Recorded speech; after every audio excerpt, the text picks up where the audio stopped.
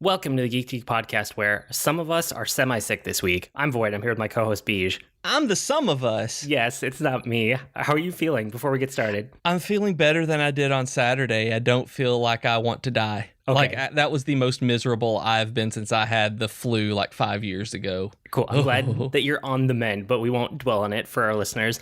But today we're going to talk about a quick main topic because BJ is still recovering. So we made a change at the last minute just so we could do a quick topic instead of the topic we were originally going to do. So we're just kind of going to wing it this week. And then we have Geekery like normal. So that'll go as long as it goes like we normally do. Yeah, absolutely. But I know first, before we get into that, you wanted to make an announcement / retraction / something. I do. Apparently, I hurt my best friend's feeling last week. I need to make a formal retraction and apology for calling Austin a buddy in last week's episode.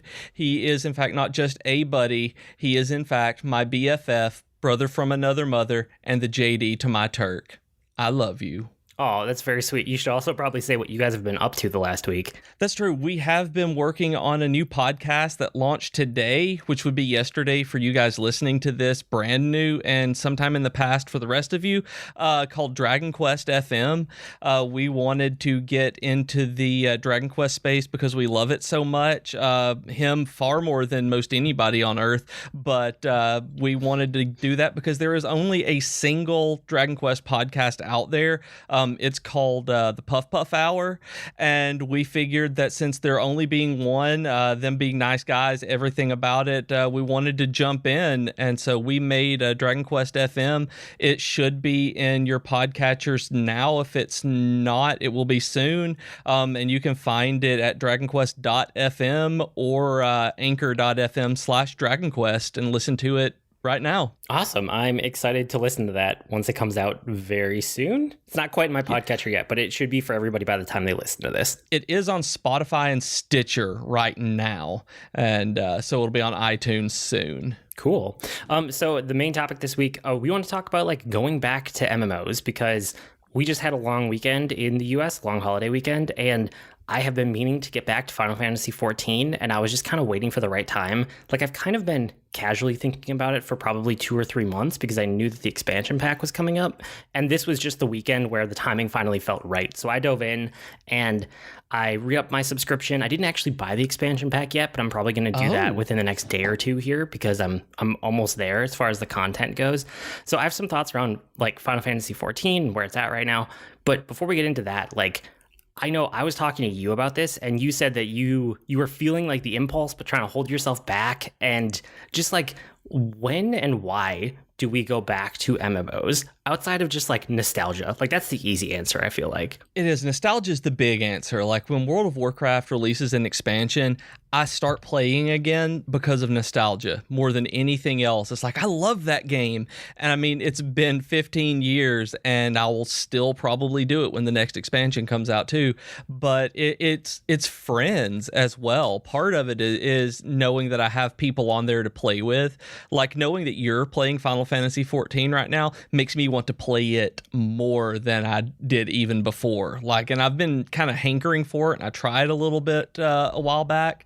But it's one of those things where for me it tends to be when pretty much all other gaming has hit a dull spot, a lull, and there's not anything that I'm just dying to play. It's I could play an MMO right now. That would just be something to do, that I don't have to commit a lot of time to. And then you think that it's I can just get on and log off. And it's no, you can't. That's the problem. That's how they get you. That's how they get me. So that's what it does for me. That's funny because for me, it's really about content. I need interesting content, and people are a part of it. I definitely have a guild that I'm still part of, or it's not called a guild in Final Fantasy XIV. It's called a free company. I have a free company that I'm a part of. But it's basically a guild if you played other MMOs. Yeah, it's a guild. And it has the same people in it, but a lot of those people that are in there are also the same people that I'm in a couple private Slacks with. So I talk to them all the time. So it's existing people that I'm going to talk to one way or another, but it's nice to know that they're there for when I go back to it. But really the thing that makes me have the decision to go back is it's always content. It's always content for me. I want to see new things, experience new things, but also when there's a good story, a story will pull me through something, even if the gameplay doesn't. Not that I'm saying that the gameplay is bad, because I actually do enjoy the gameplay of Final Fantasy XIV. But the reason that I'm going back is because that expansion pack is coming out like in a month. It's about a month from when we're recording right now. And I love the Final Fantasy XIV story. It is such a strong story, and it's probably at this point one of my favorite Final Fantasy stories, because it has been like it has been built up to have such depth over time as they keep adding to it. And it's not a superficial depth where it's like, here's a new area, and then here's a new area, and then here's a new area, which basically MMO has to do that at some point. But a lot of them, it feels like they wipe out a lot of what happened before, because they want to make it super easy to onboard people that may be new to the game. And then they just let you they give you a boost or like a one-time bonus to like just jump up to the new content. And then they recontextualize the new content in a way where it doesn't matter if you don't know anything about the old content at all. Yes. Like, that's very normal. Final Fantasy XIV, it does give you a new area, and it does give you like new characters and some new content around it. But everything has this through line from the beginning of the game all the way to where it is now. And if you skip an expansion pack, like, you would miss out on so much of the story and so much of the context of what's happening in the world and to the main characters and everything, that I think you could do it, but I don't know why you would ever want to do it. And the thing is, you cannot actually skip the previous expansions in Final Fantasy XIV without paying for it. You cannot go into the new expansion content without completing the previous expansions content, unless you go into the item shop and basically buy whatever lore item it is, a book that you use that flags your character as having completed the main story, where that's the only way that you can jump directly in if you're behind. Otherwise, you are actually going to experience that story because it is telling it like a Final Fantasy game, like a traditional JRPG with quests and dungeons and all of that. Yeah, I mean, the story is like the most appealing thing for me going back into it, especially because Final Fantasy XIV, like, when you buy an expansion, you don't just buy like the content that's there on day one. You're really getting that plus all of the patches between it and the next expansion. So basically, the amount of like story content that they put in between like the end of what you would traditionally think of as like the end of an expansion and when the next one starts is actually like a lot of content. I basically played for all of Memorial Day weekend, not like every waking hour, every minute, but I put in, I'm probably guessing 20 hours, maybe, just trying to work my way through all the patch content between the end of Stormblood and then all of the patches that are leading up to Shadowbringers, which is coming out pretty soon. And I'm not even at the end yet. Okay, Yeah. That was my question, was if you have finished all of it yet, or if it was still if you still had a little bit waiting on you. No, I still have a little bit. It depends on how long the cutscenes are and how long the story is in the remaining parts. I have like maybe 5 quests left, which doesn't seem like a ton, but usually towards the end, like once you're about to get to a new expansion, the story picks up a lot and there's a lot more content there. So we'll see how that ends up. But like, I'm having fun. And so it's one of those things where it's like, okay, that's what's appealing to me, right? Is the content. Like, I have a friend that used to be a game designer, and he describes me as a content locust because I will just... You are. That is perfect. I am. And if you guys have listened to me talk about like the way I burn through games, like, it shouldn't be any surprise to anybody here that like I will just tear through the content of a game. And when I finish the content, when I'm like content complete, I'm done with the game. Like, I'm on to the next thing because that's what I'm there for. I want something new. I want a new story. I want a new whatever the new thing is. And then I want the next new thing because that's the way I am with video games. But yeah, I mean, I've never thought of that before, but like, that is like, I'm still just sitting here amazed. Like, you are a locust. That is the best way to describe how you play video games. Like, I've tried to like think of that as like, because you play video games so differently than almost everybody I know, just in terms of how you devour the content. But it's because you're a locust. I am. No, I am a game designer's worst nightmare. Like, you don't want me as your target player because I will just eat through your content and then I'll move on to the next thing. Like, you want the people that are going to put down roots and stay for a really long time, which I have done in a couple games over time, but it's more the exception than the rule for me. But that's why I go back, or that's why I go to a new game, or that's, what is pulling me to MMOs. for you, it sounds like it's mostly the social part. Is there anything else there too? I know it's going to sound really vapid and terrible, but well, not to everybody. It'll sound vapid and terrible probably to you, but whenever I see a really cool new set of armor that my class can wear, I want to wear that. Like, I want to earn that particular set of armor. I'm really big into transmog, so that aura in Final Fantasy XIV into glamours, where I get this perfect look that I love, and then I just stick with it. That I don't want anything else until I find something that is suitably better than that. And I'll see all of the new expansion content, and I tend to look at all of the announcements to see what either new classes, what their armor looks like and what their weapons look like, or what new tier sets are that are releasing in the raids or dungeons. And if there's something there that I really think I want to wear, that I want my character to look like, that will make me want to play it more, because that's kind of an incentive to get in there and do that. I know it has no like intrinsic value, but it's fun for me to be able to see that, because it makes me feel like a mage or something like that, or right now a Red Mage. I love I want to see what all the cool Red Mage armor looks like in Shadowbringers, because that's what I've been playing lately, and I just love that kind of thing. The same for new classes, that whenever they introduce new classes, I just want to go try the new hotness. I want to play, what are they called, gunblades in the new expansion? I mean, that's the weapon. I don't know if that's what the actual class is called. It might be, though. Yeah, I was thinking they called the class the same as the weapon, which was odd to me when I saw it, but I don't know, I may be wrong on that, but I'm really excited to try those because they just look neat, because Final Fantasy VIII is one of my favorite Final Fantasies, and the gunblades really don't get nearly enough credit for being awesome, and so for them to get their own class and be really promoted in 14, that makes me want to go back. But just in terms of the story alone, it doesn't draw me in, but the class stories will. Like, the overall story doesn't necessarily, but I like seeing the continuation of class stories that I've invested in too.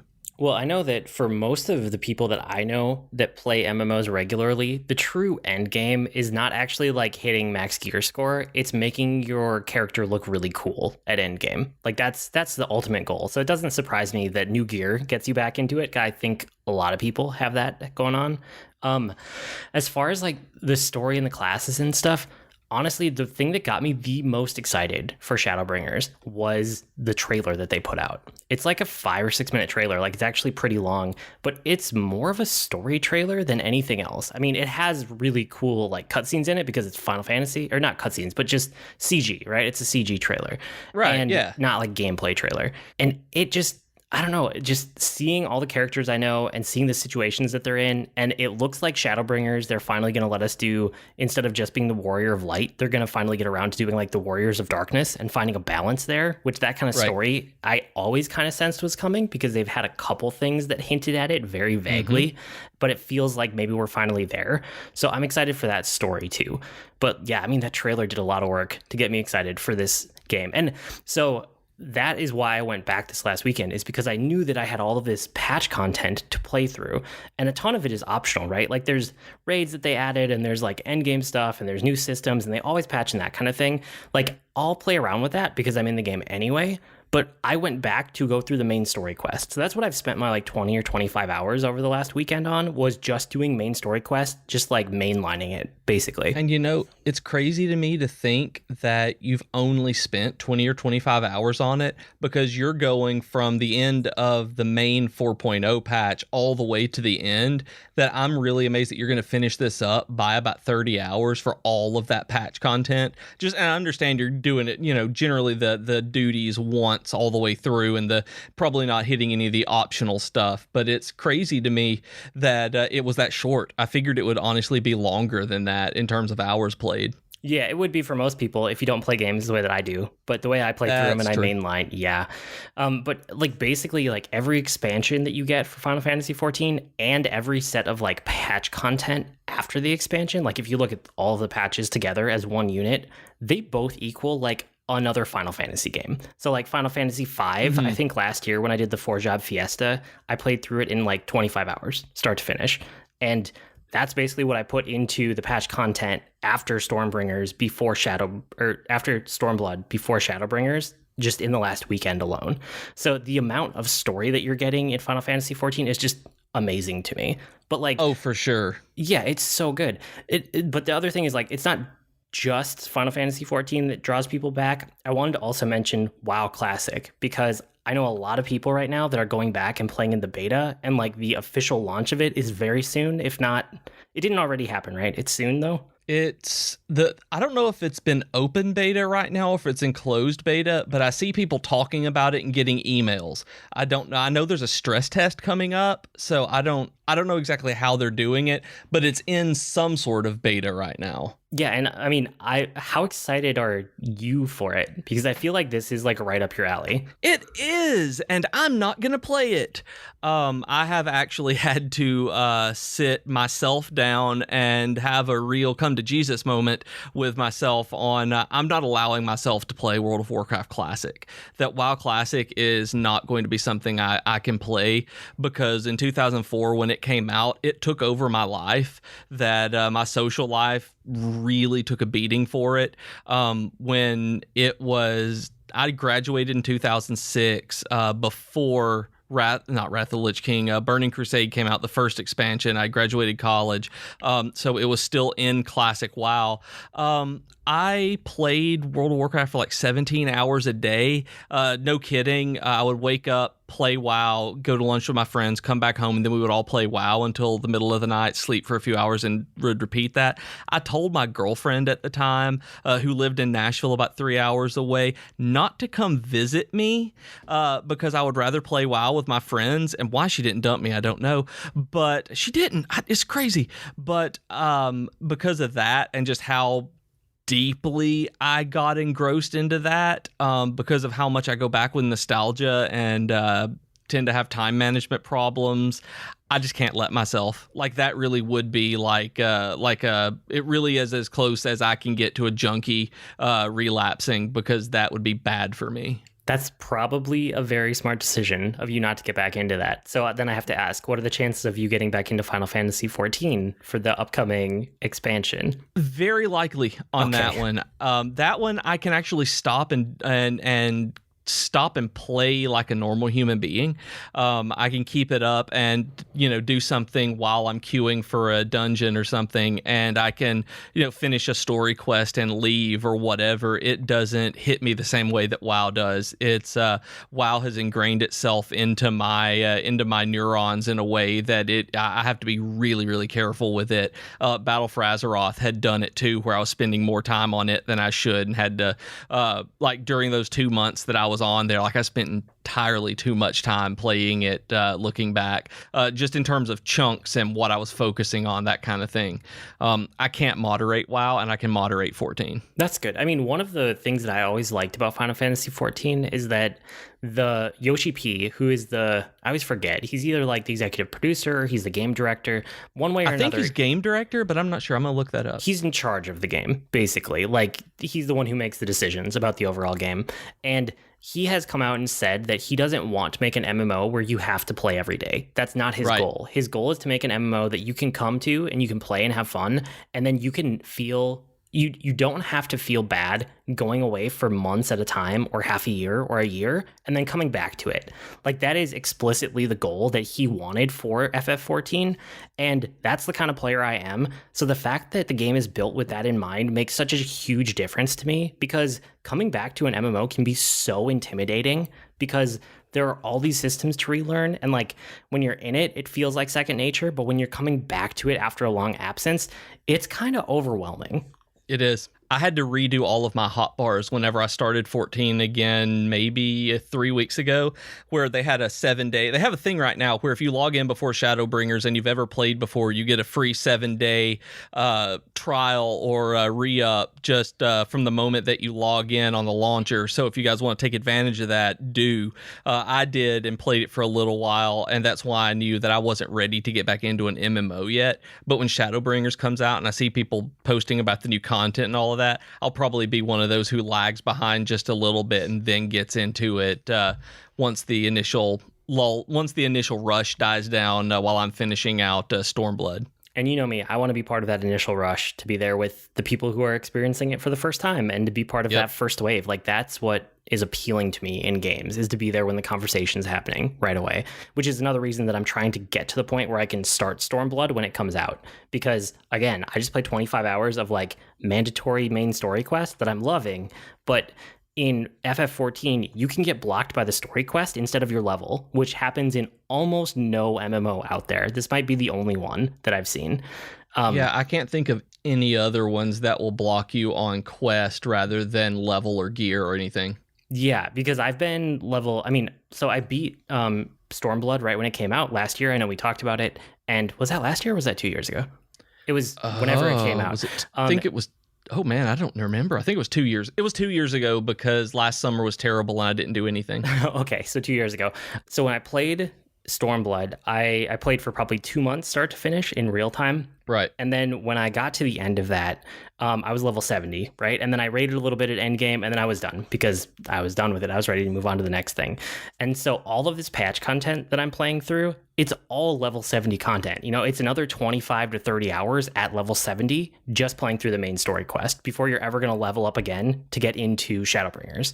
So that's kind of where I'm at, right? It's just like doing the main story quest stuff, which is super fun. But again, it's different than other MMOs because it's based around the story and not so much around the level. And it's one of those where it when it's based around the story like that, it's easy to get frustrated when you're coming back because you want to get to the end. You want to see the rest of the stuff. And part of sometimes the trials or the different dungeons that you do, you can get stuck there because nobody is running those and you can't get a queue for them. So it gets really frustrating. You have to start a different group for it. There are definitely downsides to coming back like that and the way that they do it with the story, but I honestly prefer this way to being gated out by gear or something like that. And they do use, your gear quality for harder dungeons and things like that, but it's nowhere near as aggressive as some games. Yeah, I mean, FF14 has the best incentives that I've ever seen in an MMO to get people to actually,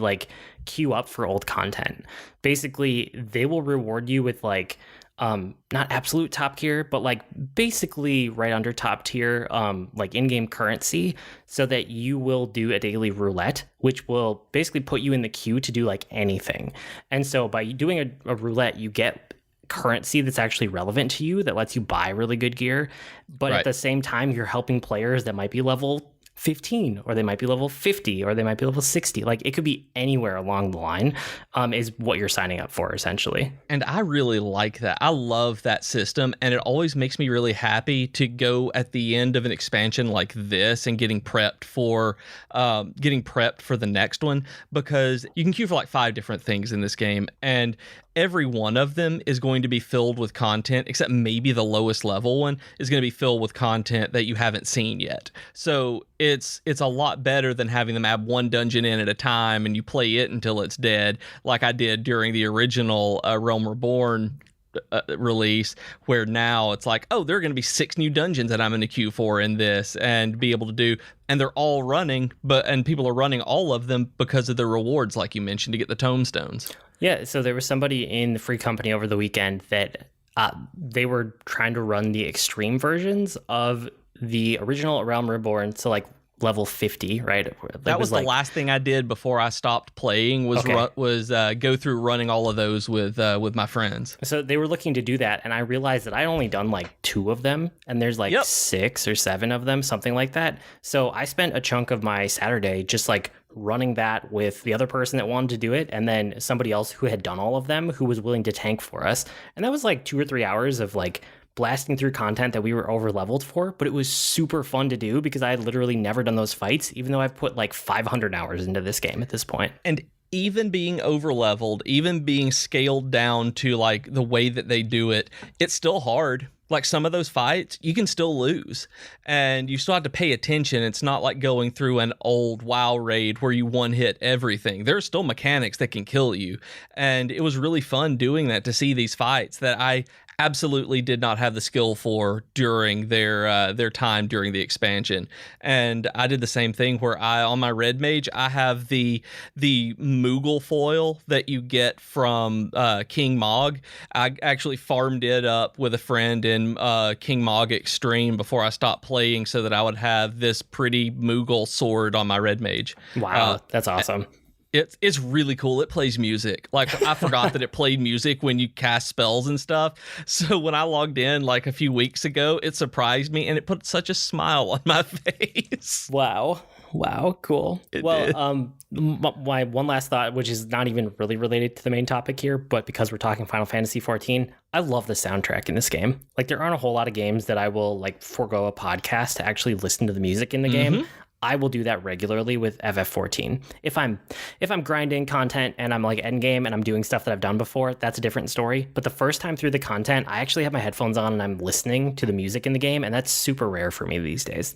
This is the only MMO that I have never turned the music off on.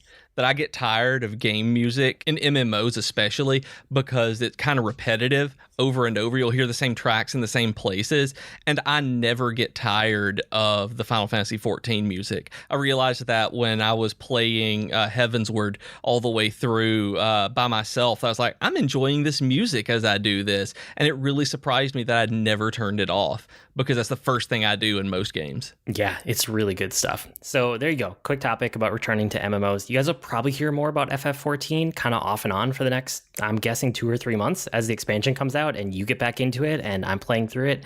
But I think that's where we stop for today. And I did look it up for people while we were talking, that the release of Shadowbringers is on July 2nd. So you still have plenty of time to get through this content. Even if you're not a locust like Void is, you can get through it and have plenty of time. And they do have a callback.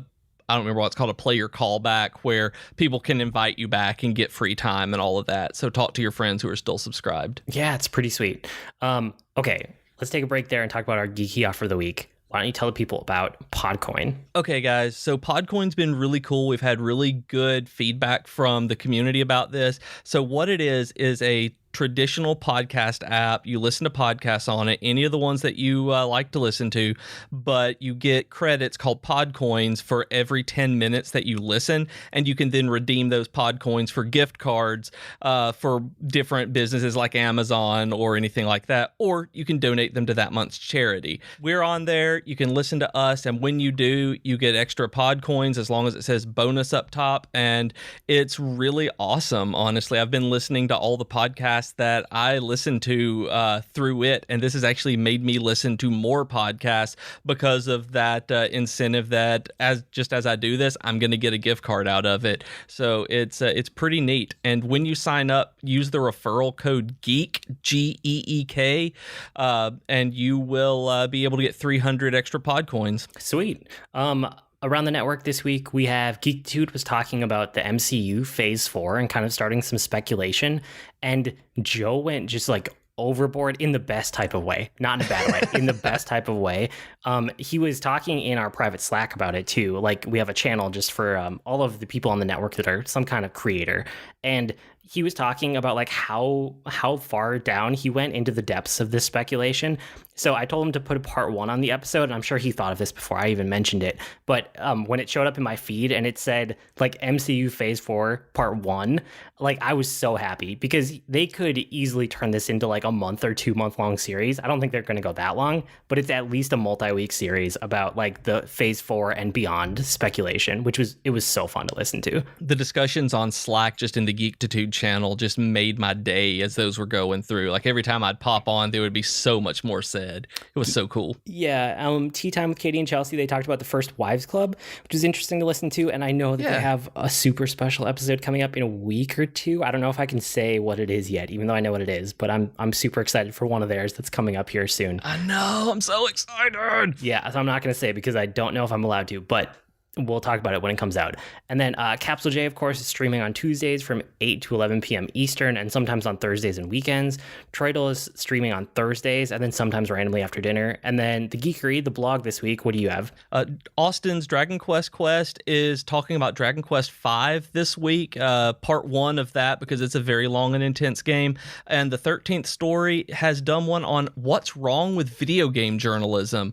It is one of the best takes on it that I've read, and that's not because he is part of this. It is because it's so well written. He used to be a reporter, so it's a reporter, like a news reporter's take on game journalism and what's wrong with it. It is fascinating. Dude, that's sweet. Okay, cool. With that, it's time for our weekly geekery, where we share what we've been geeking out about this week. You started a podcast, which I know you already talked about, but Dragon Quest? Why and when, and where can people find it, and all the things? Okay, so you can find it at dragonquest.fm right now. That's the URL, and you can go to anchor.fm/dragonquest, and you'll be able to find all the episodes and even leave us a voice message about whatever you want, but we may include it on an episode in the future. That's going to be something that we do. We wanted to do this, like I said earlier, because there's only one Dragon Quest podcast out there, and so we figured there might as well be two, and we had a lot to say about it. So we really wanted to get that out there. And so since he's playing all of them and I'm playing through them, it just seemed like the right time to do something like that. And the community there is just, and in the Dragon Quest, is just as positive as what we tried to do around Geek to Geek. So it was just a perfect fit. So you guys check out dragonquest.fm. By the time you're listening to this, there will be like 2 episodes up, and next week we'll have the second actual episode, and 2 in the feed right now. But today, and it's you should say it's part of the podcast network also. So it will be in our weekly podcast network, where we let you guys know what's going on. It is. I didn't even think about that part, but yes, it is. Where this is so new and launching a new one, it has baffled me. But that said, last night I actually beat Dragon Quest IX. I've been playing it for a while, and I talked to you about that. And I loved this game. This game was really, really fantastic, and you can tell that it was a very influential game in a lot of different ways. Mainly, I listened to it. I think it was actually the Puff Puff Hour podcast that I listened to recently, where I found out that Nintendo actually got the idea for Street Pass from the canvassing system in this game, where you close the DS and let it run, waiting on people to pass by. And so it was really neat to find that out. But the job system had me hooked. I was just grinding metal slimes to get lots of experience over and over again to level up these jobs. Because I did that, I spread my points out too thinly and didn't get any single job up high enough, any vocation up high enough, and I had to go back and grind for a bit because the boss beat me 5 times, and I could not take that anymore, so I just went and spent some time grinding up. But I did that, I beat him, and now I'm into the post game, which is much shorter than a lot of the other games and a lot of other RPGs, where this one is based on treasure maps that you get that are randomly generated dungeons that you get a harder map when you beat, and so you can continually do this. And since it's multiplayer, you can now only do it locally, but you can actually team up with friends and tackle these random dungeons in a game that's built around a job system that you really can't max out, like Final Fantasy XIV, and it's really, really, really cool. This might be my favorite Dragon Quest so far. I do think I like it better than 8. I haven't beaten all of 11, but so far this one has kept me hooked better than any of them. I haven't finished 11, but if any of them will beat 9 out of that top spot, it's going to be 11. But Dragon Quest IX is absolutely fantastic, and I cannot recommend it enough. But it is DS only, so that's the only place that you can get it. Dude, that's sweet. I'm guessing we can hear more about it on the Dragon Quest podcast. Eventually, yeah, we haven't started that yet, but yeah, we're going through different games and topics and things like that. So we'll get to it eventually because it, I think, is the next game Austin is playing. So we'll have a lot to say. Cool. Also, Jennifer found the Dead to Me show on Netflix. Have you watched it? No, but it sounds familiar. It's the Christina Applegate, and I can't remember her name. She played Lindsay on Freaks and Geeks. But it's a kind of a weird thriller buddy show comedy. Really, really good. I didn't watch the first 3 episodes of it, and she was just kind of watching it while I was sick and in the room. And I got really hooked in by the end of it, and we ended up binging it in a day, which really doesn't happen to us. So it's great. It's hard to even describe. It's about 2 ladies whose husbands die, and they become friends at a grief support group, but things really get complicated and wacky and funny because it turns out one of them killed the other one's husband, and it's just cool. It's fun and it's weird and it's campy, and I loved it. And while she wasn't watching that while I was lying sick and recovering, I actually started watching Kim's Convenience. Have you watched any of it? I'd had this one recommended a couple of times. No, I haven't even heard of that one. This one is a Canadian sitcom about a Korean family who owns a convenience store, the Kims, and it is magnificently hilarious. That I've said before that I know a show or a movie is funny if I laugh out loud while I'm alone, and this show made me do that. It's apparently I like Canadian comedy because this one is just really good. The family dynamics are really fun, and that's really what it's about, is the family, not so much anything else. Like, they've really focused in. It's kind of like Bob's Burgers, but live action and with Koreans.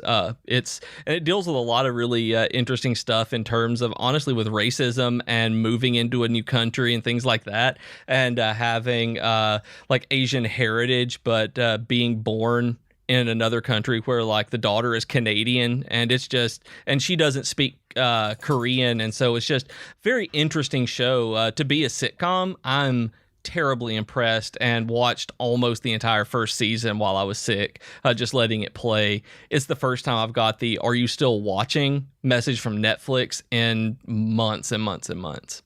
Wow, that's cool. I'm glad you liked it, though, and at least it was something to watch while you weren't feeling well. Yeah, there are 3 seasons. I'm not even sure what year it came on, if it's still on or anything, but 3 seasons of it, so I'm excited to be able to go through those. Cool. Let's talk about lawnmowers for a second. I know how everybody geeks out about lawnmowers. Oh, yeah. So I have a yard now, and I mean, we had a postage stamp yard in the townhouse, but with the new house that we have, I actually have a yard, and I'm not paying a service to do it. We have to actually mow the lawn. So I'm mowing the lawn for the first time in over a decade. I think it's 12 years since I last mowed the lawn. So I had to buy a lawnmower, so I did that, and that's when I added it to our geekery here, and I've been waiting for a couple weeks, so I've actually been mowing the lawn for 3 weeks here and there. And I was trying to get it in and get a feel for the lawn before my allergies kicked up and want to kill me, because they will try to murder me during certain parts of the year if I mow the lawn. So my wife's gonna have to take over for a few weeks here until we get to the height of summer, and then I can do it again. But anyway, I've been mowing the lawn, and lawnmowers self-propel now. Did you know this? Mine does not self-propel, but mine's electric, so it's super light, so mine doesn't matter to me, but that sounds awesome for a heavy gas-powered one. So they have self-propelled for a while, and it's pretty sweet. You just have a little throttle, and you just push it with your thumb, and it works like a pedal does in a car, right? Except with your thumb. And it's awesome, except what I found out is that it's happened for a long time. And so my dad went to help me pick it up, so we used his vehicle, because the lawnmower box didn't fit in any of my vehicles, so we took it back to my house, and he helped me set it up. There wasn't a lot of setup, but do the oil and do the gas and get everything configured, and we tested it out, and it was very nice of him to help me. But then as we were talking about it, he was like, "Oh yeah, my lawnmower is self-propelled for years." I was like, "Wait, how many years?" And once we started talking about it, I realized that as soon as I stopped mowing the lawn for him, he went out and got a self-propelling lawnmower. And it's just, not to put my dad on blast, but really? That's how, you've had it for 12 years? As soon as I stopped okay, I see how it is. So anyway, I like my lawnmower, but I just tell you that story because, oh man, it was so funny. I was just laughing so much on the inside. And my mom listens to the podcast, so now I'm sure that I'm sure that she's going to play this section for my dad. I should have thought that out ahead of time. Anyway, I'm going to leave it in here. I hope so, and I hope he knows how much I love him for that. Yes, it's awesome. Thank you for helping me set up the lawnmower, Dad. Besides that, other more traditional geekery stuff, I'm kind of mentally getting ready for the Final Fantasy V 4-job fiesta. The registration starts in another week or two. We're pretty quick. And so I usually once a year try to explain the premise. This might be a good time to do that, and then I can refer back to it. What do you think? I think we should do that because I'm planning on doing it this year as well. I've never done it before, and I don't even know if I'm going to finish it, but I'm at least going to start it this year because it sounds fun. I've been in way more of a play all the RPGs all the time mood than ever. Okay, cool. So Final Fantasy V is one of the most expansive job systems in like any RPG or JRPG ever. And it is a really, really well done job system too. Like it's really fun. It's not just extensive. It's actually like extensive, but also interesting, which is even harder to do. So it has 22 jobs in most versions. Some of the remasters add another 4 jobs, so you get up to 26. And crystals are a big part of the game, just like they always are in Final Fantasy games. Well, not always, but most of the time. And so each time you get to a crystal, you get another set of these jobs that unlocks. And ultimately, you have access to all of them, right? It's like 22, probably, depending on your version. And the gameplay in FF5 is really good, even by modern standards. And so the 4-job fiesta playthrough, what you do is you're limited to 4 jobs throughout your entire playthrough of the game. So it's not ever recommended as your first playthrough, even though you could technically do that. But really, you should play through the game once normally to see what it's offering. And then this gives you an excuse to come back and replay the game once a year, which I think I'm on my 4th year doing it now. This will at least be the 4th because this is the 4th season and you've been doing it since season 1. Yeah, I think this is 4 years. It might be 5 years, but something like that. And this gives you a chance to come back and replay it, but with some restrictions that make the game really, really interesting. So basically, there's a Twitter bot set up. There's an account that's set up that you register for. And every time you make it to a crystal in the game, it lets you know what your next job assignment is. So the easiest way to explain it is to give a little bit of a real world example, right? So you have 4 characters in the game at any one time in your party. So if all of your characters start out as the default, there's like a non-job called the freelancer. That's where you start, right? And you play up through where you get to the wind crystal, which is only like 30 minutes into the game. So you tweet at this bot, right? And the bot tweets back, okay, you're Black Mage. That means you immediately have to turn all 4 of your characters into a Black Mage, and you have to keep all 4 of them as a Black Mage without switching off of it until you beat the next crystal. So let's say you get to the next crystal, you tweet at the bot again, and it tells you White Mage is your second job. Now you have options. You can do mix and match Black Mage and White Mage, but you always have to have one of each in your party. They always have to be represented for the entire rest of the game. And so it just goes like that, crystal by crystal, until you get 4 jobs, and then you always have to have those 4 jobs equipped, but you can still mix and match them. So you can move them between characters to give characters different abilities, and then you can like cross share abilities between jobs on one character. So there's a lot of things you can do. But by the time you get to that last crystal, you're kind of like, okay, here are my jobs, and you got to figure out what you're going to do with them. And there are ways, I mean, the whole event is for charity. So there are ways that you can, if you get a job that you really hate, or if you really, really want to do a certain job this year, you can buy your way into it for a little bit of money. And then that money goes to charity, which is also really cool, right? But there's all of these different modes. There's all these different options. I usually just do the standard one because it's fun enough for me. But if you're like super hardcore into it, and this is like your 25th run, I don't know if it would be, but you have options there where you can like complicate it, or you can do even more restrictions on what you're doing. But it's fun. It's fun, and it's a chance for the whole community to play through it. It runs for about a month usually. So there's a ton of other people that are doing it that you can like talk to and discuss strategies with. And I'm always fun to bounce things off of because I really like it too. It's super interesting.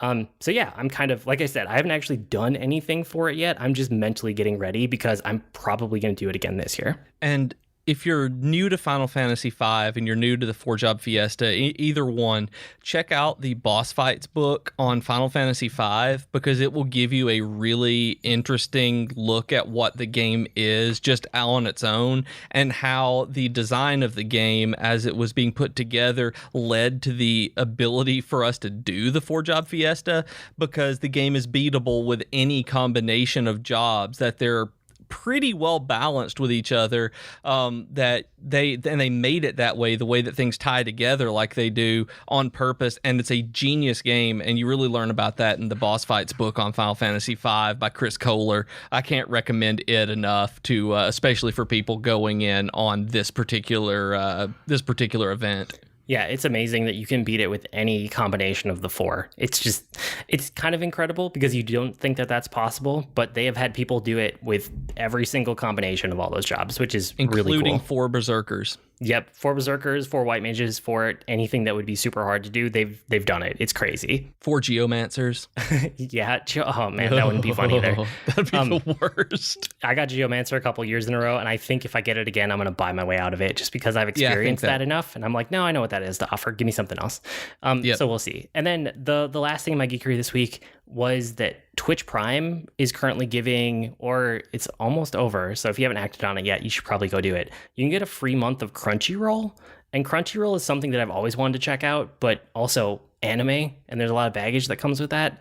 So I knew I had this long weekend coming up, so I opened up in a couple different like Slack channels to people that I trust. I said, give me every single anime recommendation that you would possibly ever give me for any reason, and I'm going to write them all down, and anything that's on Crunchyroll or Hulu or Netflix, I am going to try. So I sampled probably like 50 different animes.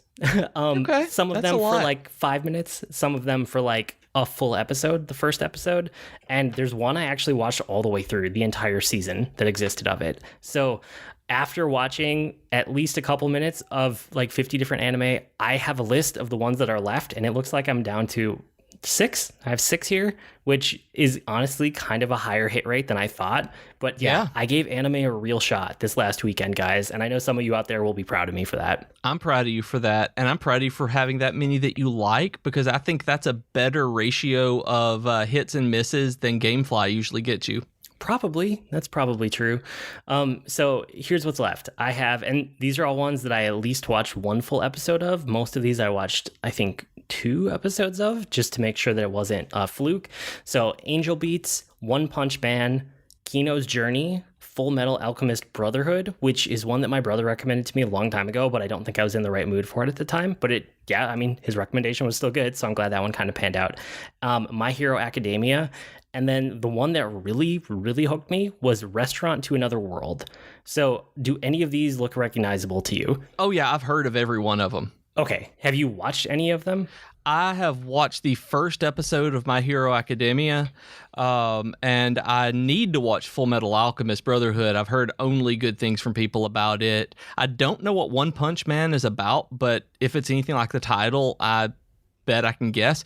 And I've heard of Restaurant to Another World, that when you have the note down here, it's a great premise for an anthology of shorts. Like, I've heard of that one. I may have even seen a trailer recently for it. Okay, cool. So I'm not going to talk about all the premises of all these because I think I'm actually going to try to watch all of these, but I'll talk about them as I get to them. So let's talk about Restaurant to Another World, because this is the one that I actually watched the full season of, and there's only one season that I could find. So I watched 13 episodes of an anime, and I loved like every minute of it, which was super, super surprising to me. Yes. Restaurant to Another World there is a restaurant in Japan in like the real world, and it's a Western restaurant, so it usually doesn't serve Japanese food, it serves Western food.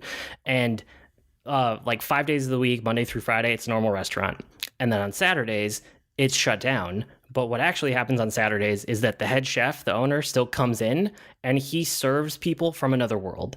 So the door to the restaurant opens into all of these different places in this one fantasy world, and all of these different characters and people and different, some of them are like beasts, some of them are humans, some of them are sorcerers, some of them are whatever, right? But it's this like fantastical world, and they all come here just to eat the food, basically, because it's such good food and they don't have food like that on their world. That's the entire premise of the whole thing. And every episode has 2 dishes, and each dish represents like a new person coming to the restaurant, or it might not be a new person, but it represents a person coming to the restaurant, and it follows them for like half of an episode. So it's basically like getting I don't know, how long is each episode? Like half an hour, like 25 minutes, something like that. So you get like a 12 to 15 minute short story of an individual character twice in every single episode. And it's just really, really good. And it was super interesting. And I wish there was more of it because I would totally watch season 2 of this. That does sound really, really cool. It's not what I was thinking of, but it's really, really cool. I may have to try that. Yeah, it's weird, but it's weird in a good way. And it was oddly compelling. Like, I just couldn't stop watching it because I was so hooked. Now, I'm curious. I've had Cowboy Bebop recommended to me so many times that I have lost count. Did you try it? Yeah, I've tried Cowboy Bebop a couple times, but it came up again this time, and I don't care about it at all. Not interesting. And I've never tried it. That's why I was asking, because it's one of those that I'm going to sit down and watch at some point to give a shot because too many people have said to.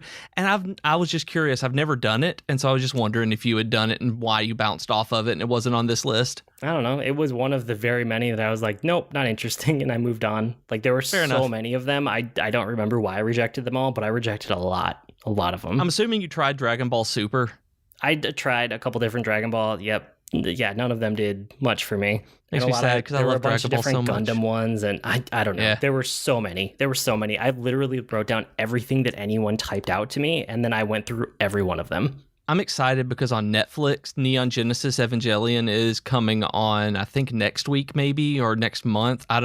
Well, that is next month. So I'm really excited to be able to watch it again because you haven't been able to watch it anywhere. And I grew up watching Evangelion, so I'm excited. Cool. Well, like I said, I'll probably talk about these as I actually get to them and watch through them, but we'll see when that ends up being. That's probably it for this week, though. You guys can write to us with comments, suggestions, or feedback. Our email address is geek2geekcast@gmail.com, or reach us on Twitter @geek2geekcast. We also have longer discussion threads on our subreddit at reddit.com/r/geek2geekcast. We also have great discussions on Slack and Discord as well. You can go to geek2geekmedia.com for invite links so you can hang out with us and check out all the other content on the network. I blog at agreenmushroom.com, and you can find me at grnmushroom. That's green mushroom without the E's on Twitter. I'm on Twitter as Professor Beej. That's Beej with 2 E's. And you can listen to me even more on the new Dragon Quest FM podcast. Nice. We've been Void and Beej with your Geek Geek podcast. That'll do it for this week. See you next week, geeks. Well said.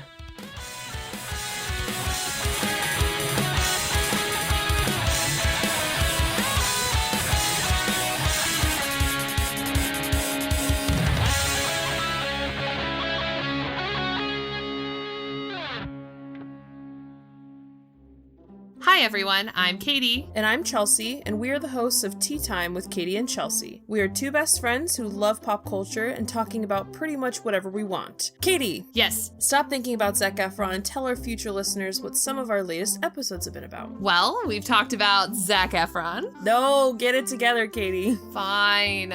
We've talked about fan fiction, classical literature adaptations, favorite TV couples, and so much more. So grab your cup of tea or whatever your drink of choice is and download our podcast today. Hi, my name is Joe Hogan, and I'm a geek. And if you're currently listening to this, there's a good chance you're a geek too. So check out my podcast, Geektitude. Each week, I talk with somebody about their geek aptitude. Sometimes I talk to people in a geeky profession. Sometimes it's someone doing something really cool with their geekiness. Often it's another geeky podcaster. But it's always someone who wants to share their inner geek. So join me each week as we come together to geek out about all the geeky stuff we love. And remember, this week, keep it geek. Hello friends, this is Troidal Power inviting you to join me over on Twitch most weeknights, sometime after dinner. Video games have always been a social hobby for me, with friends and family crammed together on a couch, chatting away while someone holds the controller. And thanks to the power of the internet, I've got my own virtual couch over on Twitch, where you can kick back and goof off while I play games. Find me on Twitch by searching Troidal Power, that's TROYTLE Power, to snag a spot on the couch.